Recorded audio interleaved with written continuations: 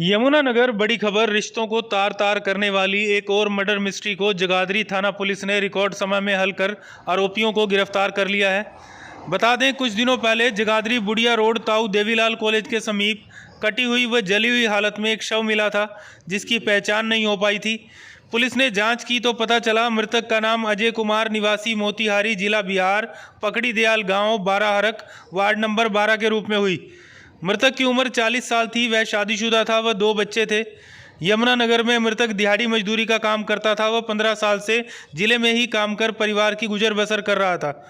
मृतक के परिजनों सहित उसके मां व अन्य रिश्तेदार यमुनानगर पहुंचे।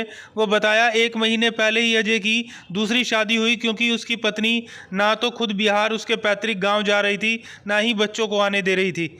वो कुछ दिनों पहले ही उसकी बीवी ने उसे बेटे की बीमारी की बात कहते हुए बिहार से यमुनानगर बुलाया था। वह अजय कुछ रुपये लेकर बिहार से यमुनानगर आया और उसका फ़ोन बंद हो गया। वो उसके मरने की खबर आई। वहीं जगाधरी थाना प्रभारी नरेंद्र राणा ने इस हत्याकांड की गुत्थी सुलझाते हुए मृतक अजय की बीवी कोमल उर्फ रूबी निवासी गोल्डनपुरी को गिरफ्तार किया, जिसे इंटेरोगेट किया गया तो सच्चाई सामने आई। कोमल ने बताया, उसका पति अजय उससे झगड़ा कर रहा था। वह उसे बिहार में शादी कर ली थी।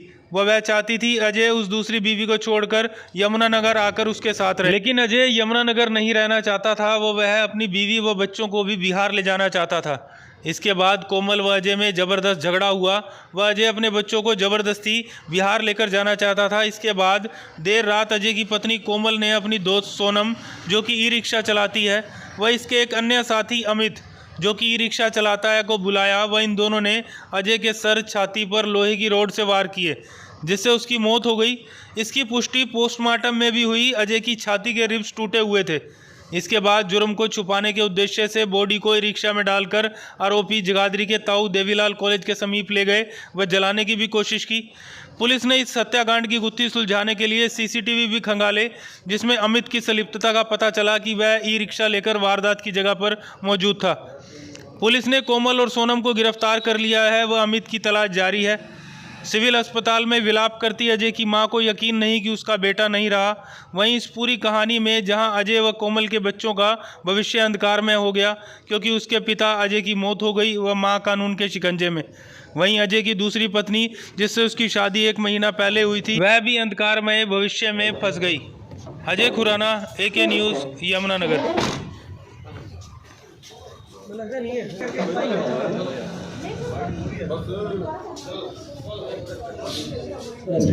जो ये हत्या में हमें अनआइडेंटिफाइड डेड बॉडी मिली थी, सबसे पहले हमारा मकसद था उसकी शनाख्त का। तो हमारे इन्वेस्टिगेशन के दौरान उसकी शनाख्त हुई थी। अजय नाम का व्यक्ति है, जो बिहार का रहने वाला था।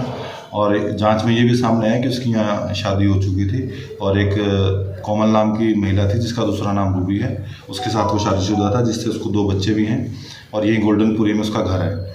तो इन्वेस्टिगेशन में जब हमने उसको लेडी को शामिल तफ्तीश किया, तो इंटेरोगेशन के दौरान उसने ये माना है कि उसके पति के साथ काफ़ी दिनों से इस बात को लेकर झगड़ा हो रहा था, क्योंकि उसको पता लगा था उसके पति ने बिहार में दूसरी शादी कर ली है। इस बात से वो काफ़ी खफा थी और बार बार ये प्रेशर बना रही थी कि आप उसको छोड़ के मेरे पास यहाँ के रहो। लेकिन वो जो व्यक्ति था डिजीज़ अजय, वो यहाँ रहने को तैयार नहीं था। इस महिला को साथ ले जाना चाह रहा था। तो जहाँ उसमें इन्वेस्टिगेशन में और उसमें इंटेरोगेशन में खुलासा हुआ कि इनका इतना ज़बरदस्त झगड़ा हुआ। उसने बोला कि मैं अपने बच्चों को ज़बरदस्ती लेके जाऊंगा, लेकिन महिला ने उसका विरोध किया, जिसके चलते वारदात की रात को ये जो महिला है कोमल, इसने अपने 2 साथियों, जिसमें कि उसकी एक महिला साथी है सोनम, जो कि ई-रिक्शा चलाती है, और उसी का दूसरा साथी है एक अमित नाम का व्यक्ति, जो भी ई-रिक्शा चलाता है। इन दोनों को उसने रात को 12 बजे बुलाया और उन दोनों ने मिलकर उस व्यक्ति को बुरी तरह से एक लोहे की रॉड, जैसा कि बताया गया, लोहे की रॉड उसके सिर पे, उसकी छाती पे, बॉडी पे इस तरह से वार किए हैं कि उसकी अचानक मौके पे मौत हो गई। और उसके बाद उन्होंने उस बॉडी को रात को सारा रात अपने घर रखा और उसको छुपाने के लिए, ताकि ये इनके क्राइम का पता ना लगे, उसको उसी रिक्शा में डाल के उसको डिस्पोज ऑफ करने के लिए उन्होंने चौधरी देवीलाल कॉलेज के सामने खेतों में उसको डाल के और आग लगाने की भी कोशिश की थी। तो हमें उस जगह का सीसीटीवी भी मिला है, जिससे हमें ये इस बात साबित हो गई थी कि जो ये अमित नाम का व्यक्ति है, ये ई-रिक्शा लेके वहाँ पे मौके पे गया था।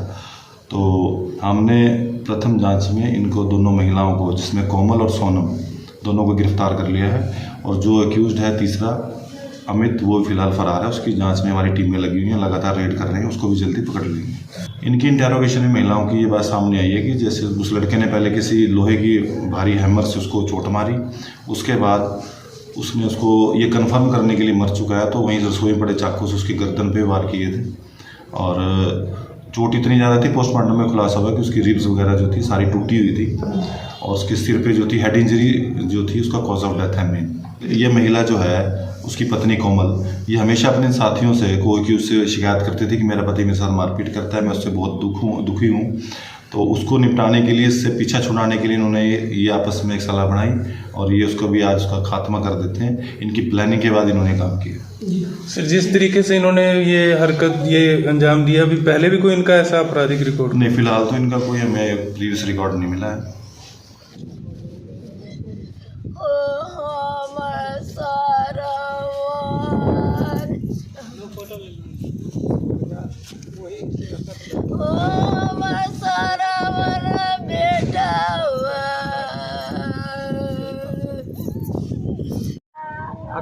अभी बैठिए बाबू, अभी बैठिए,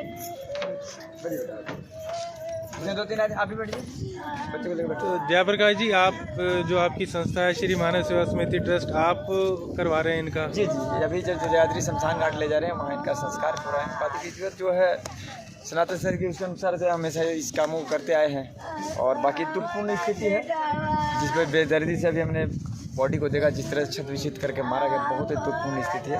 बाकी प्रशासनिक प्रक्रियाएं अपनी करिए काम।